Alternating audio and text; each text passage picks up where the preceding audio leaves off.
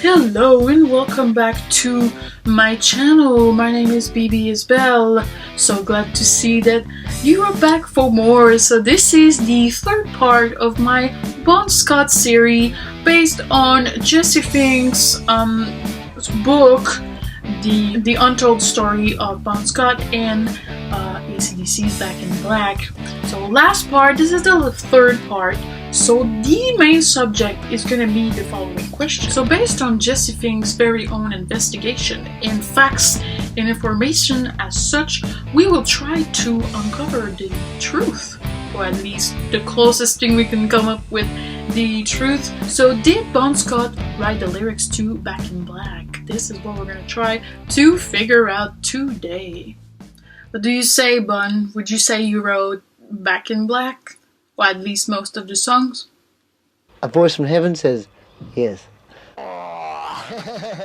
I think he's saying yes. Wow.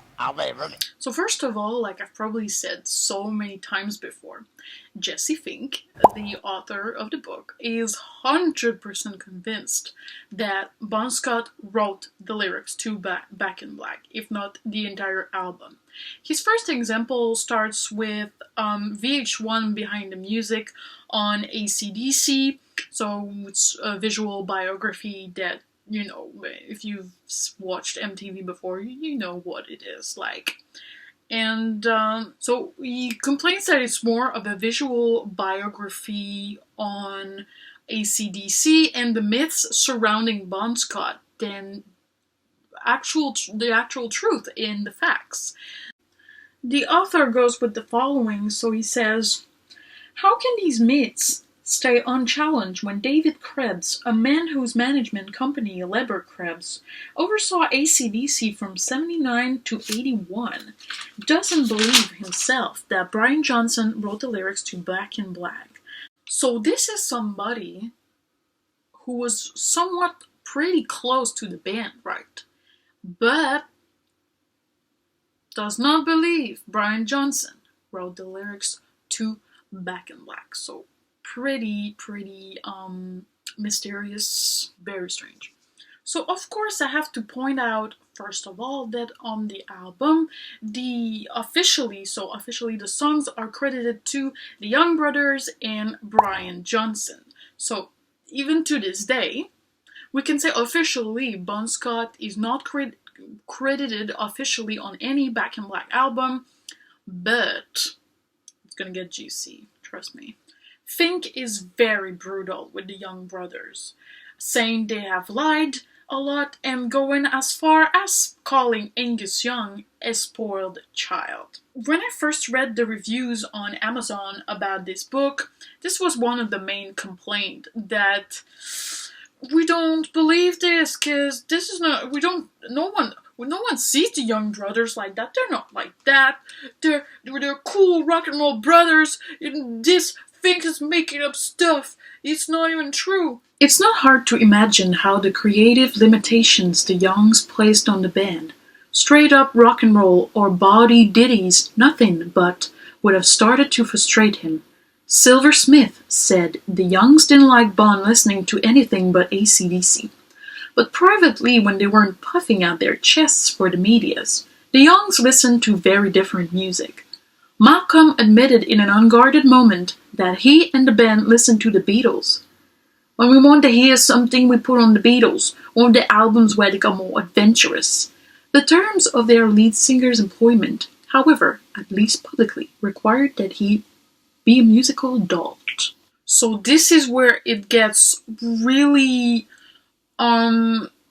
controversial for fans of the Young Brothers, because Jesse Fink goes as far as claiming that they had bad attitude towards Bun and that they lacked human empathy for him, actually. And even that George Young, who was producing AC/DC's album, was getting more money than Bun, who wrote the songs. One of the main characters in this investigation, to really get clues to understand why Bon definitely wrote Back in Black, so this is one of Bon's American girlfriends. Her name is Holly X. So the thing with Holly X, YX, it's because she decided to remain anonymous, so we do not know her last name. So Bon and Holly first met in New York in 1977. Holly is a firm believer that Bon wrote several songs on Back in Black, and especially, You Shook Me All Night Long.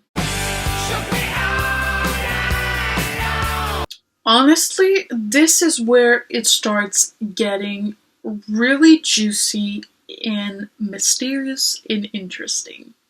So, we're going to talk about You Shook Me All Night Long. So, there's a line in this song, so the following line, which is, she had the sightless eyes, which we all know kind of makes no sense, right? What does it mean, she had the sightless eyes? Well, Holly X says it was not the sightless eyes, it was the chartreuse eyes. You shook me all night long. It's Bon Scott's lyrics all over the place. She had the sightless eyes. On reflection, it's a line that makes no sense. Could it have been changed because no one in the band knew the meaning of chartreuse? Under the kitchen lights, Holly asks me to tell her if her eyes are chartreuse. They are. Most people don't know what chartreuse means.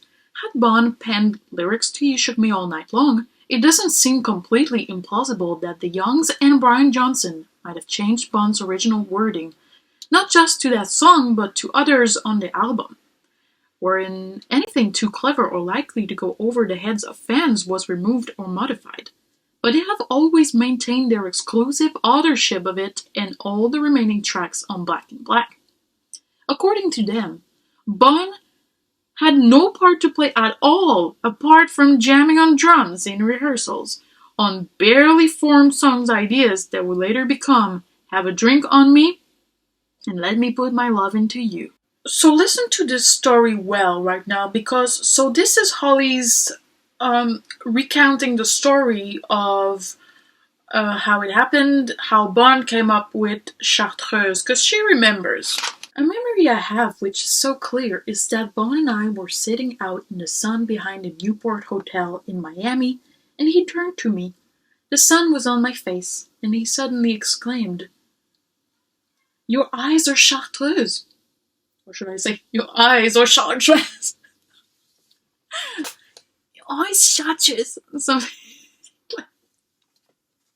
Sorry.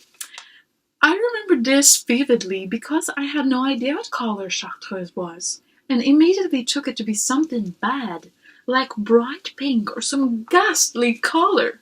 He referred to my eye color by that word many times. I was wearing a lime green shirt, and he told me my eyes matched my shirt. It's funny that I would remember that so clearly. My mother told me my eyes were olive green growing up, so who knows? To me, they're just green. But not to a poet like Bon. So, I don't know if it's because I'm a girl, but reading the story of Bon and Holly, I was just a total sook for them.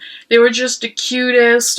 They were apparently so in love, going as far as Bon meeting her parents, living in her family house for a little while in Miami, Florida.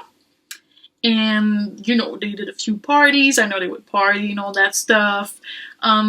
Possibly doing a bit of drugs, but that doesn't matter to the love story. They would spend some time with her horses, because as you can imagine, Holly's family was pretty wealthy in Miami, so they had some horses, and Bon and Holly would spend some time riding and just having fun, and it was just so cute the way he described it. Holly even goes as far to say that Bon wanted to bring her to Australia, and he wanted her to meet his parents, and possibly there was even some possible testimonies that maybe he wanted to marry Holly. But unfortunately, these things never came true, and Holly thinks that it's because right before Bon died, unfortunately. She was drifting towards another, apparently really famous musician that we never know his identity, but another popular musician of the 70s that she was slowly starting to fall in love with. But what we're gonna know about Holly is she was a rockstar groupie, so you can imagine the portrait, but came from a wealthy family and had a really, really, in my opinion, wholesome story with Bon Scott. I can honestly tell you, as an outsider looking in, that Bon was so smitten with Holly. He looked at her as if she were a goddess. She was this big, voluptuous, big boobed. He used to go between her boobs and shake his head, and he'd go, "I'm finally home." Sorry, I don't know what's happening. We used to wear stiletto high heel shoes, like 6-inch heels, and he would look up at her because when she wore them, she was 6 feet tall, and he's this little 5 foot, whatever he was, a little guy, and just the look on his face. I remember one time thinking to myself, this guy absolutely loved this girl. It's not hard to imagine that Bon might have written songs about Holly or Patty or both.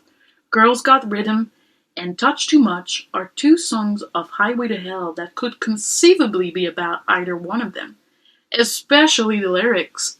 The body of Venus with arms, from Touch Too Much.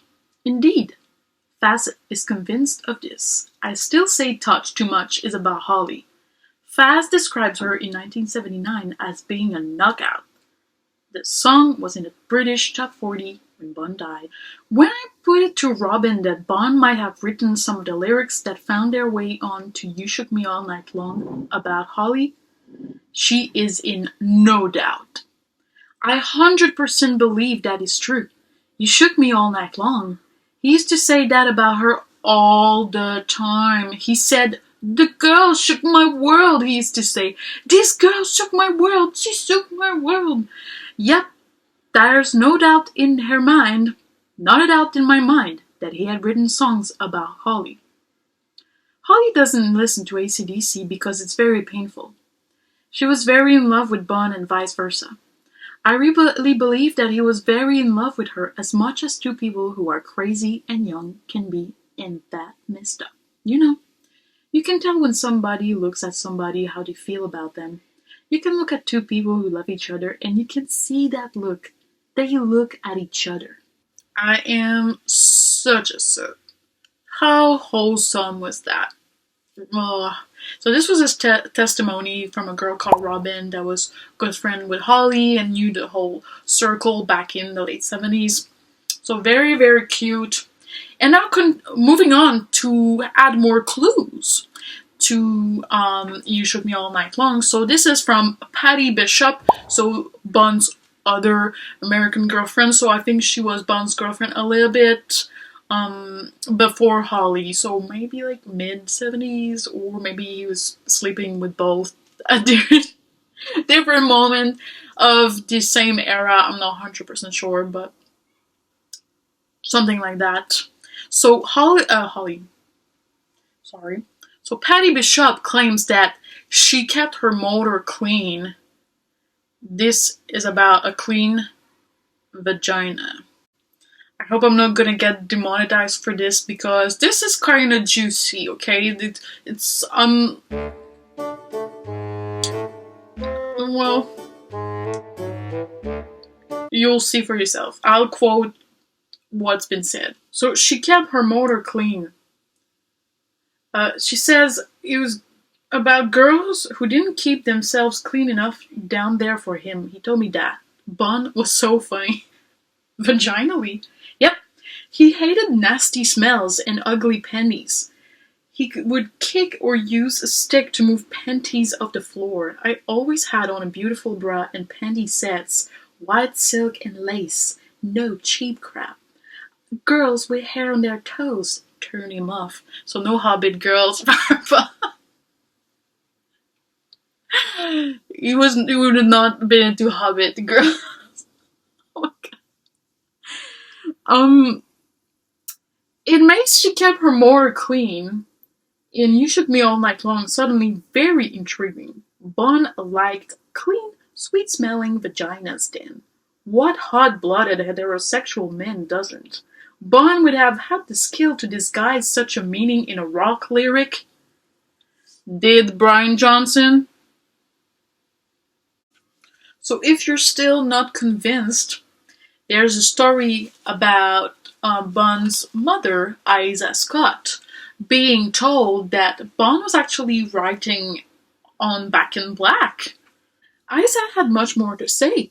He was writing words for their Back in Black album when he died.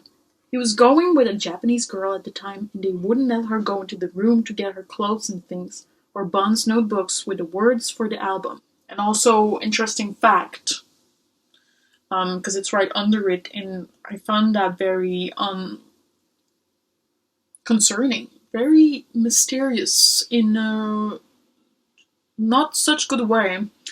This is a quote from Derek Scott, one of Bon's brothers, which I think is very disturbing. When they say he'd only been in his room for a couple of days, and the only thing that was returned to Australia was his overnight bag he left home with. All his record collection went, and everything really.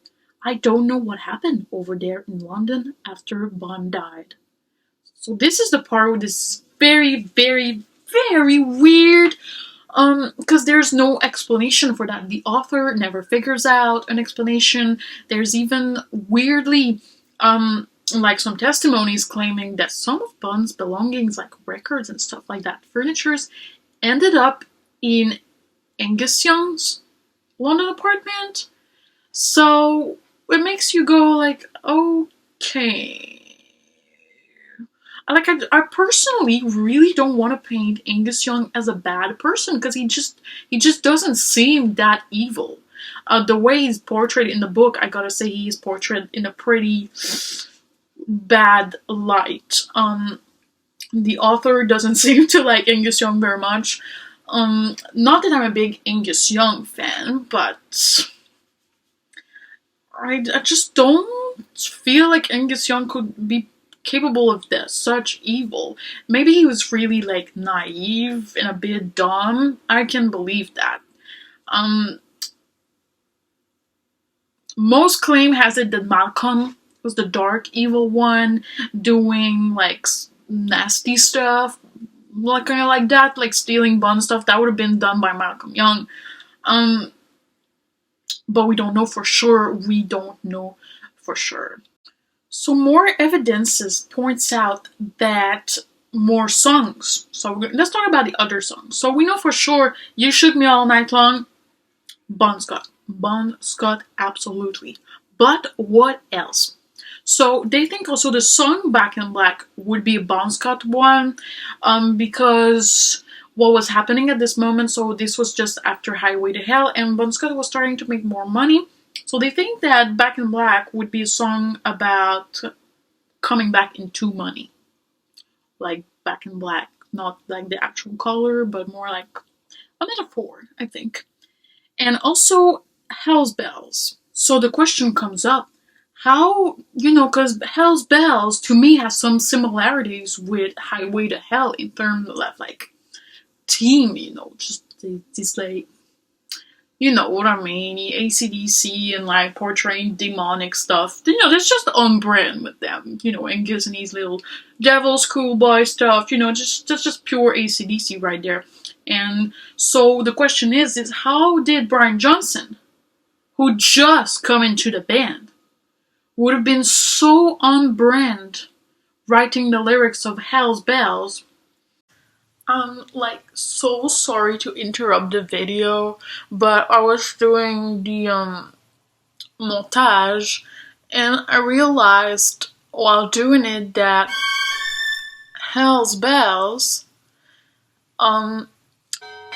that's a song about testicles.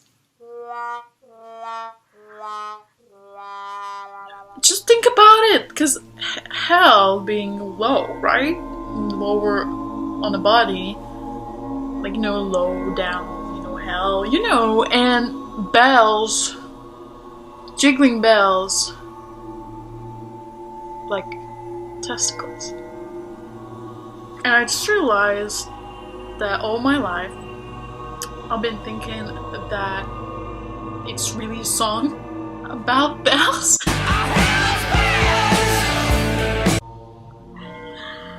It's not. It's a song about testicles. So there you go. More proof that this is a Bon song, because Bon, if you know the discography, you know that Bon wrote so many songs about dicks and balls. That doesn't convince you, I don't know what will. So this is the quote. There was never anything menacing. Even with Highway to Hell, it's still kind of poking fun. A lyric like "She told me to come, but I was already there" is very Bon, isn't it? Oh, exactly. That's absolutely Bon. I've been listening to the words from the post-Bon albums. I wouldn't want to say Brian Johnson didn't write that many songs, but it must have been a new experience to have to write in that style where, it's right on the edge type of writing. Like you said, she told me to come, but I was already there. It's tongue in cheek, isn't it? Double entendre. You can read whatever you like into it. So, I guess I just realized it. She told me to come,